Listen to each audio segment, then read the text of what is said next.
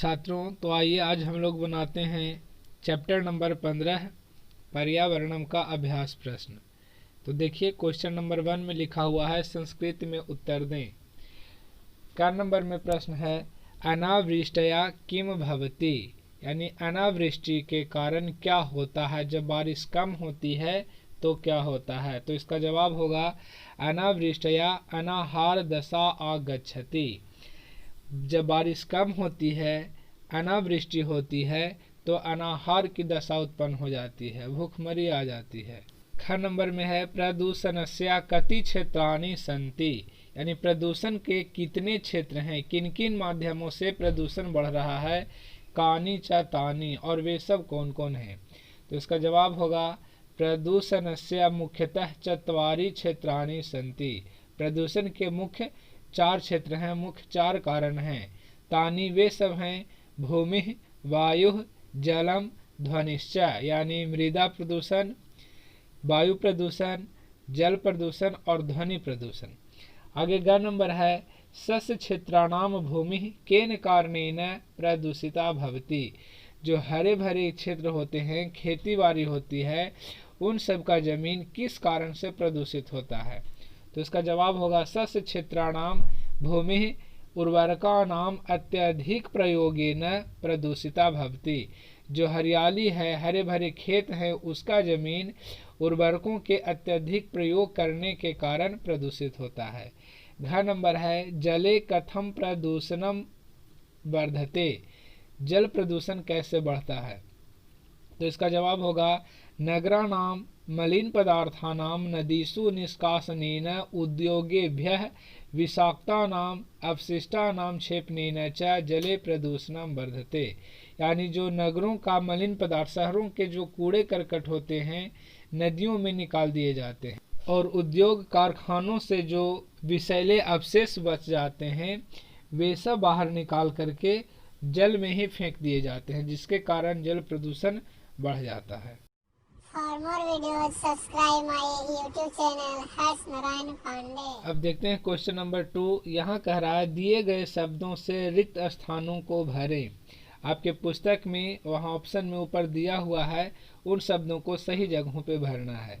तो साथियों यहाँ पे जो सही जवाब होगा आपको, वो मैंने यहाँ पे लिख दिया है और उसे हाईलाइट कर दिया है। क्या नंबर है वृक्षाणाम निरंतरम कर्तनम भवति। अब इसका हिंदी समझाते चलते हैं कि वृक्षों की निरंतर कटाई हो रही है। ख नंबर विस्फोटका नाम प्रक्षेपण वायु प्रदूषणम भवति। इसका हिंदी होगा जो विस्फोटकों के प्रक्षेप अस्त्र आदि होते हैं, उससे हमारा वायु प्रदूषण होता है। ग नंबर है द्रुतगामिनाम यानानाम ध्वनिना आकाशः प्रदूषितो भवति। ये जो तेजी से चलने वाले गाड़ी मोटर वाहन हैं और ध्वनियाँ जो होती है, उससे हमारा आकाश प्रदूषित होता है।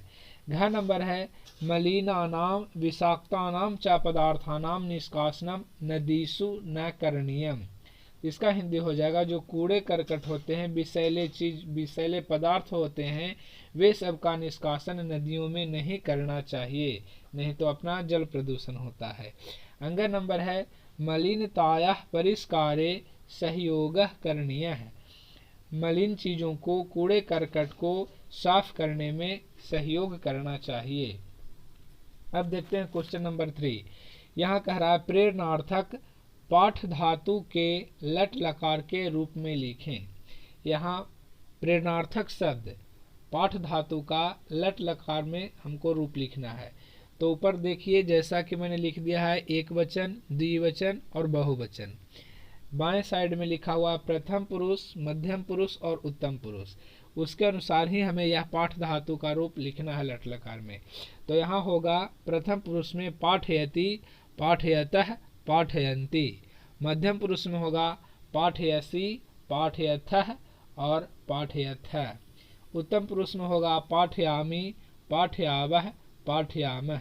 इस तरह से अब देखेंगे क्वेश्चन नंबर 4। यहाँ कह रहा है सही कथनों पर टिक का चिन्ह लगाएं।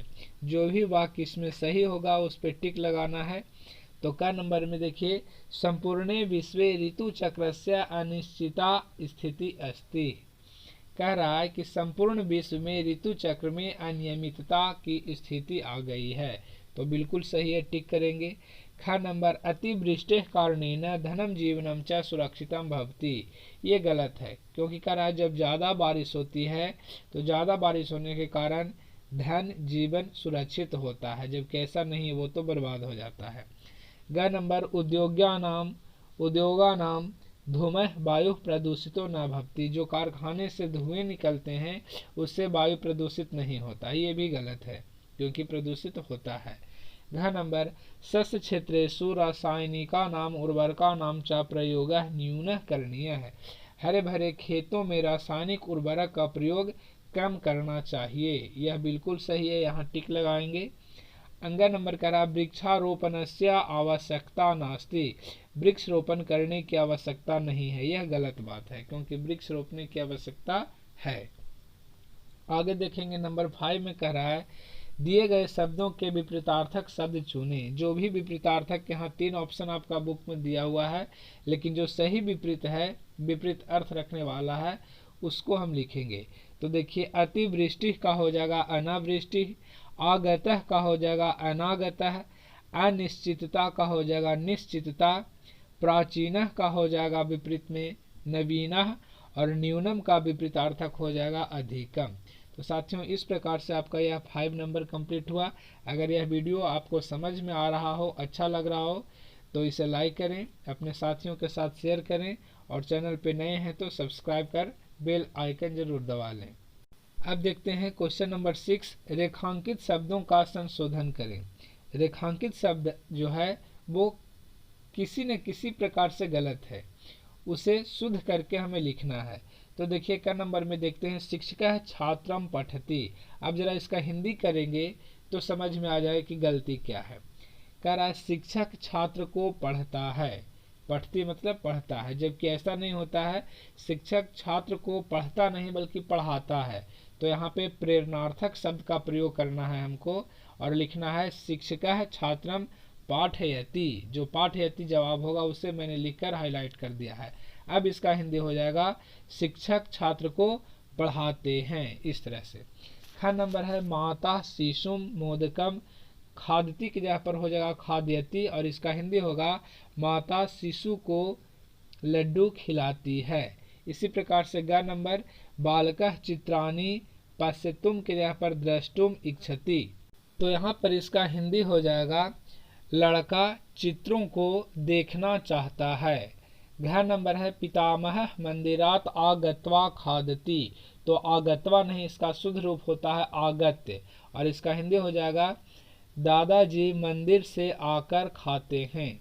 अंग नंबर सीता रामेन सह बनम गतवान। चूंकि यहाँ सीता स्त्रीलिंग है इसलिए गतवान नहीं, यहाँ पे गतवती होगा, और इसका हिंदी होगा सीता राम के साथ वन गई।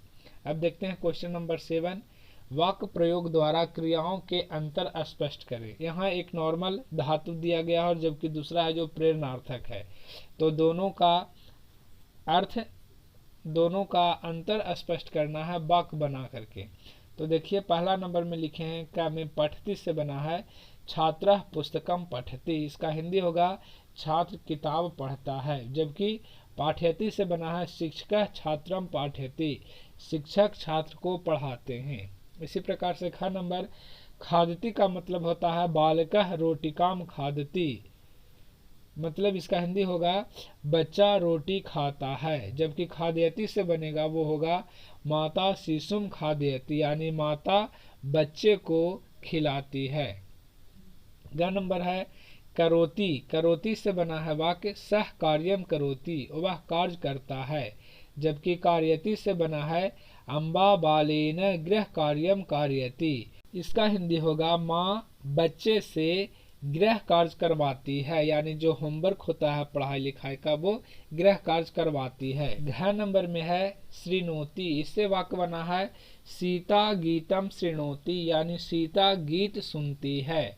और श्राव्यति से होगा पितामह हनुमान चालीसाम श्राव्यति, यानी दादाजी हनुमान चालीसा सुनाते हैं।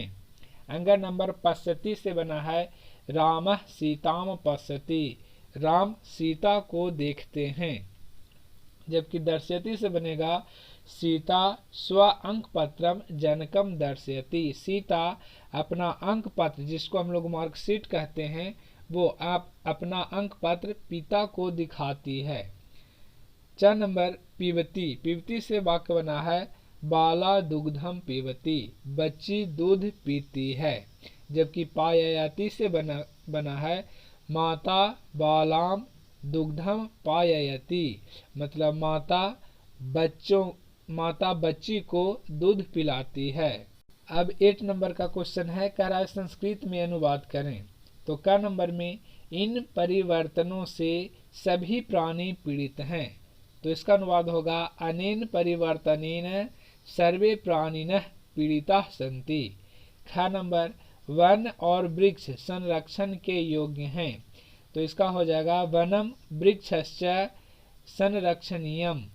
ग नंबर इस दुर्दशा का कारण क्या है। तो इसका अनुवाद होगा अनया दुर्दशया कारणम की। यह नंबर है कल्याणी बच्चों को कहानी सुनाती है। तो इसका अनुवाद होगा कल्याणी बालान कथाम श्रावयति। अंग नंबर प्रदूषण हर वर्ष बढ़ रहा है। तो इसका अनुवाद हो जाएगा प्रदूषणम प्रति वर्षम वर्धति। 4 नंबर हम विषैले उर्वरकों का प्रयोग नहीं करेंगे। तो इसका अनुवाद हो जाएगा वयम विषाक्तानाम उर्वरकानाम उपयोगः न करिष्यामः। 6 नंबर दादाजी बाग में वृक्षारोपण करवा रहे हैं। तो इसका अनुवाद हो जाएगा पितामहः वाटिकायाम वृक्षारोपणम कारयति। और अंत में ज नंबर है पर्यावरण की सुरक्षा हमारा कर्तव्य है। तो इसका अनुवाद हो जाएगा पर्यावरणस्य रक्षा अस्माकं कर्तव्यम अस्ति। इस प्रकार से आपका यह चैप्टर संपन्न हुआ।